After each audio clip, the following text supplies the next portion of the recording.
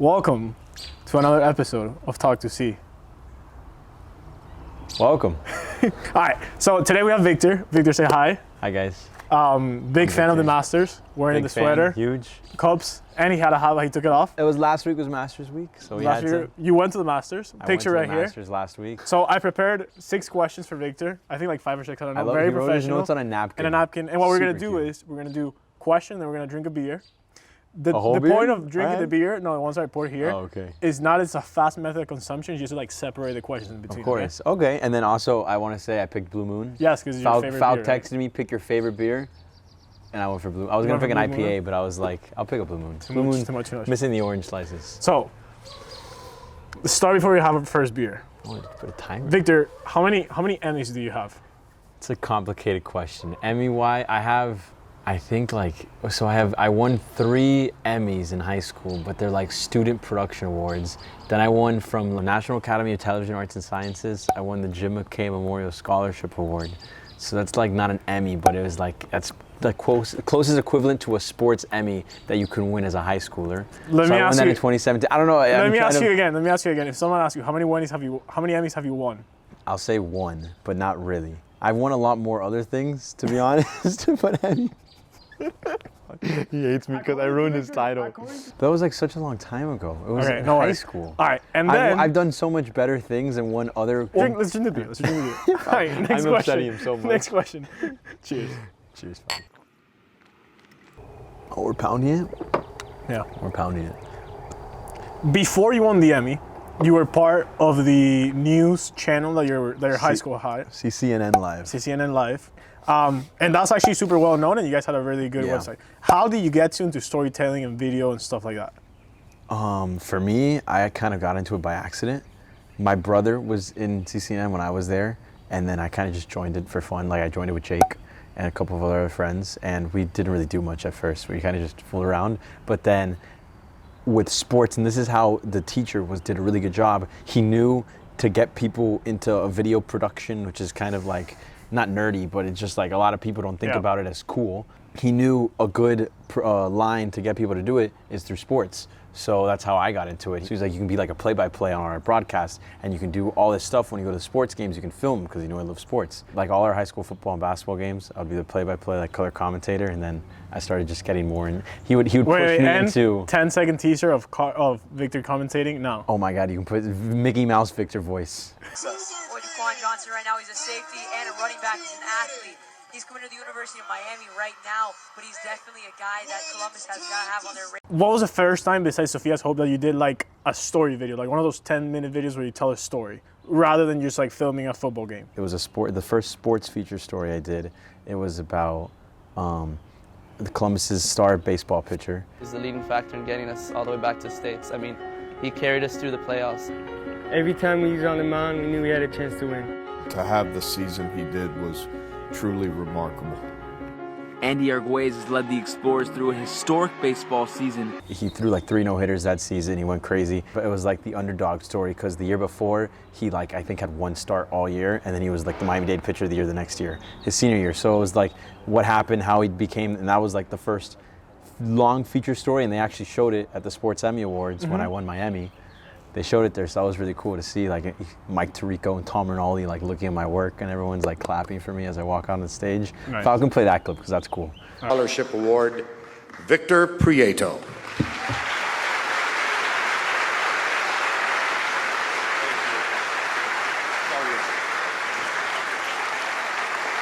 And I was looking at that picture before, and the guy behind you looks like Warren Buffett, by the way. So That's Brent Musburger. Oh, of course, Brent Musburger.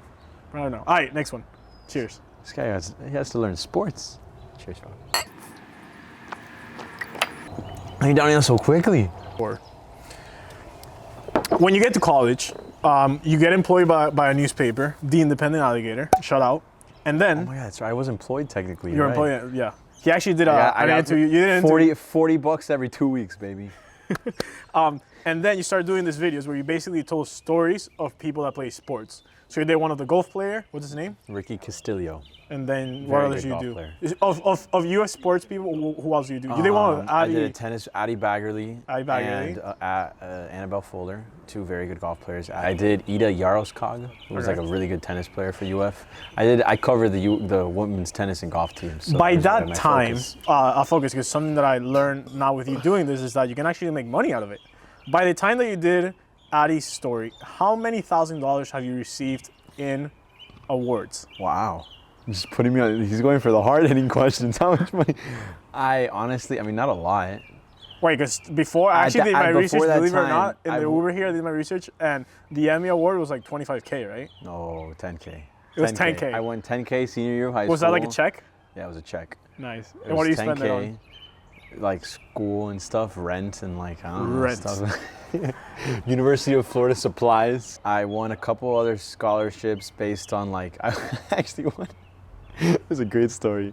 I won a National English Honor Society scholarship right, I for remember that. $1,000 on a book I never read. I just read an essay about a book.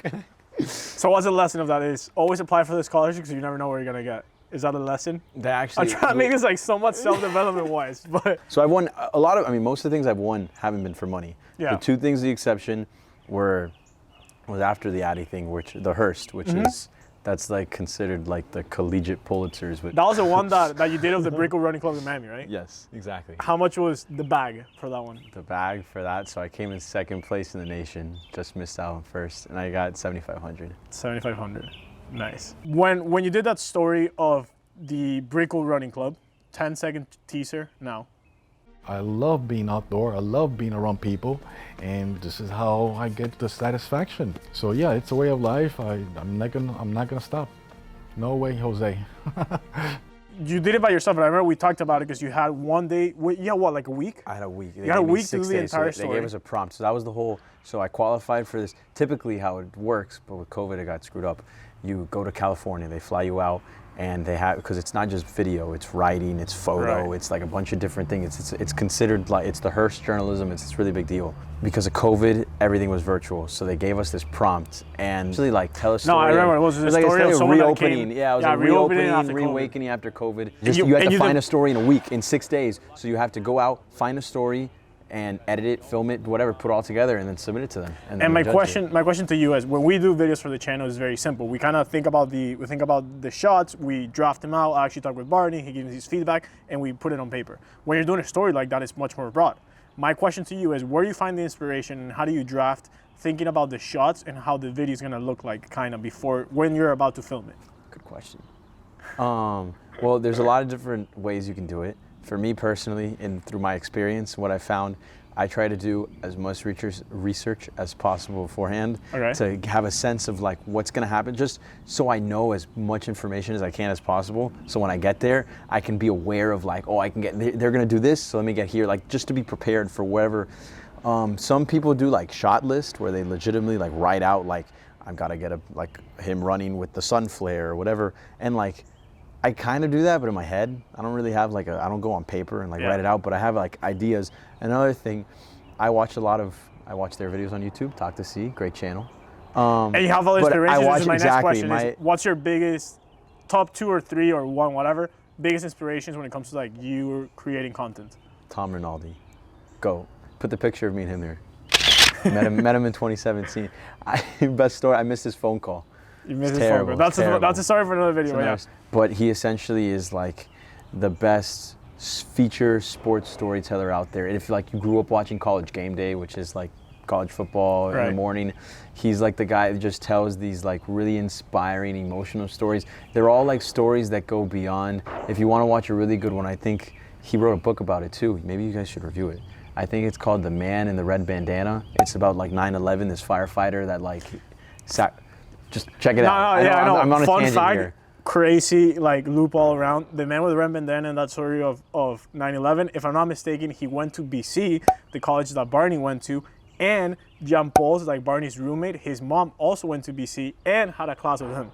So all comes around. Let's have the beer and we'll do the last question. By the way, this last beer is sponsored by the Masters. Even though they don't pay any money for sponsorship, they paid us a lot of money. A tradition unlike any other. Exactly. Cheers. Cheers. Last question is, what is your dream job? That's a great question. I ask you this all the time. But Yeah, I know, everyone does. I don't really know. is it SVP? Is it something like SVP No, type? okay. See, I love Scott Van Pelt too. He's No, he's a great. beast. Out of all the people, I think Tom Rinaldi and Scott Van Pelt are my two favorite like sports personalities. I mean, I say it again, like I guess what Tom Rinaldi did with ESPN, like was their main golf guy, so he got to go to the Masters every year. He was their college football guy, would go help out with like NBA and when he needed to. Right. And he would be, it was like a sideline reporter and then a feature storyteller. And just like anytime they had these like really incredible stories in the world, in the country, whatever it was, they would send him out there and he would be the reporter for it. So I guess that. It's a weird long answer because that's the thing for what I like to do. It's a really niche thing. You rather report or tell a story? I think they're both the same. No. Do you rather be Tom Rinaldi going to different places across the U.S. and telling us stories of X, Y, or Z, or do you rather be Scott Van Pelt, having a camera, your bald head, and you're just talking about sports? So that's like a host. Exactly, something like that. What do you rather? No, I'd rather report. You'd rather than be a report. host, yeah. Okay. But Cool. maybe later in life, I don't know, change. My last question is: you have On the won napkin. over $20,000. This guy really likes the money. You have won over $20,000 in awards, which is pretty cool. Congratulations. Thank you. You I have appreciate it. great camera equipment, which you've used with the money that you've won. Filmed on this right now. You have a lot of experience. You work. Can I say where you work now? Yeah. You work for Fox News. Fox 5 Atlanta. Fox 5 I work Atlanta. for Fox News. My question to you, and I asked you this last time, is, and I want a very concise and quick question. Why haven't you started your own YouTube channel? Why, if I don't speak English as my first language, and I barely have a camera, why did I start a YouTube channel, which subscribe by the way, and you haven't started one? To be honest, Let's do a deal. If we get 15 comments, 15, is that 15 is a good number? okay. Okay, you They're have gonna to, spam, two they're things. gonna No, make no, fake no. accounts. No. 15 comments, individuals. You have to do two things. First of all, you have to open a YouTube channel, which I think you I already do have a YouTube channel. And you have to post one video. And then the third one, which is a contentional of a contentional, if you get traction in that one, you have to consider starting a new YouTube Okay, channel. but what would I make a video of? Creating videos. You literally have won thousands of dollars. Be like, how I create a video, and you literally show the camera equipment that you have to do it. So the conditions are, put it here, right here. 15 comments, you have to open a YouTube channel, do one video, You have to do one. Okay, so you have to do one video. And if you get traction in that video, you have to keep creating content. You get to pick my Whatever title you for want. the No, YouTube you have to do channel? whatever you want. I Just have to don't release. want to pick it. You pick. Okay, we'll You can pick pick. it. Okay, so if you like it, comment. I'm gonna put all the information of Victor in the description. Hashtag less time of Twitter on his phone, more time Never of on Victor Twitter. creating You can videos. put Falc has the best photos of me like on my phone always. Any final remarks? Final remarks. This was fun. Can we keep doing it? Can we keep going? Also, A comment they can comment is we want to see a second part with Victor. Second part, there you We go. can talk about whatever you want. wait, okay, no. And then Barney, get Barney in here too.